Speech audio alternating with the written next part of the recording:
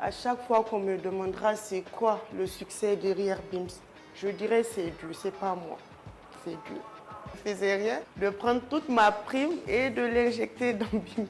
Écoutez un peu Studio, je pense qu'il est l'heure de l'ouverture, presque l'heure de l'ouverture, donc je vais me poser un peu pour déstresser, pour pouvoir mieux accueillir les clients.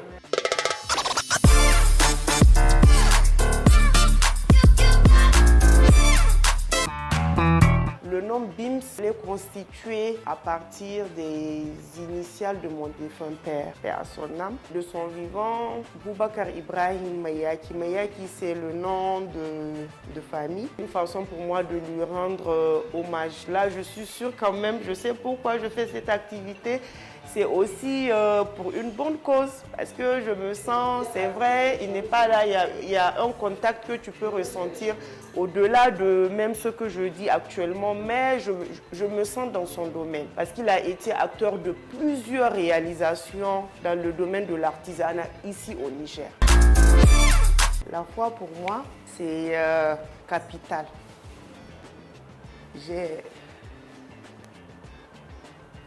Je serai jamais aussi reconnaissante envers Dieu parce que quand j'ai commencé cette activité, c'était parti de rien. C'était pas une passion d'enfance. C'était une inspiration d'un seul jour, une façon aussi de rendre hommage à mon défunt père. Et quand j'ai commencé cette activité, j'ai toujours prié Dieu parce que de nature, j'aime me battre. J'aime pas tendre la main, qu'il m'assiste sur ce parcours. Aujourd'hui, quand je regarde le résultat, je ne m'en reviens pas. Parce que aussi loin que j'ai pu rêver, je n'ai pas pensé que BIMS serait à ce niveau aujourd'hui. Mais le fait que je voie tout ceci me donne encore plus d'enthousiasme, plus de courage et de détermination à aller de l'avant, et je sais que je le ferai parce qu'il y a toujours Dieu. C'est lui, c'est rien d'autre. À chaque fois qu'on me demandera c'est quoi le succès derrière BIMS, je dirais c'est Dieu, c'est pas moi, c'est Dieu. Avant l'ouverture du showroom, il y a eu beaucoup de passion, il y a eu énormément de persévérance, il y a eu beaucoup de foi. Quand on est entrepreneur, qu'on soit croyant ou pas, je pense que ce qu'il faut mettre au centre de tout, c'est Dieu. Il faut d'abord avoir la passion de ce pourquoi on entreprend et être persévérant. Dans la persévérance, on retrouve la patience, la détermination. Il y a eu des moments de crise financière que j'évoque en premier lieu, bien sûr, que d'ailleurs, je suis sûre tous les autres entrepreneurs seront d'accord avec moi. Il y a eu des moments de stress énormes parce que souvent tu peux avoir une grosse commande, mais vu que c'est pas toi qui confectionne, toi tu as juste les idées, les artisans peuvent te faire fou. Bon.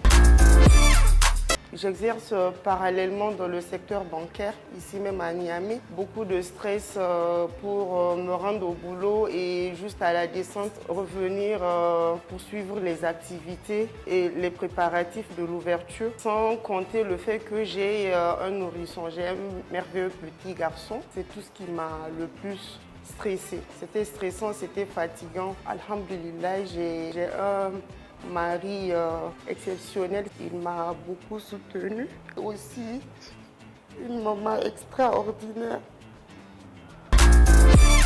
Concrètement, il n'y a jamais eu de transition. Cette activité, c'était une activité que je voulais faire en parallèle à mon activité professionnelle. C'est vrai, quand j'ai commencé l'activité, j'étais encore stagiaire. Donc, j'utilisais ma prime de stage pour acheter les matières premières. Je ne faisais pas de commande en tant que telle. Je produisais et je proposais au public les articles. Et puis voilà, quand j'ai vu, c'était beaucoup plus intéressant. Les gens appréciaient. J'ai dit waouh, donc je pense que je vais me lancer. Du coup, ça ne me faisait rien de prendre toute ma prime et de l'injecter dans BIMS.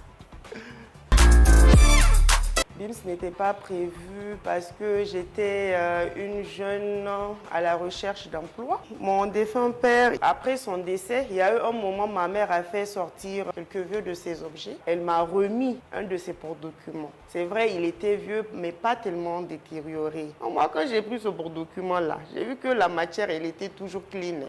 J'ai eu l'idée de transformer, de redorer l'image de ce...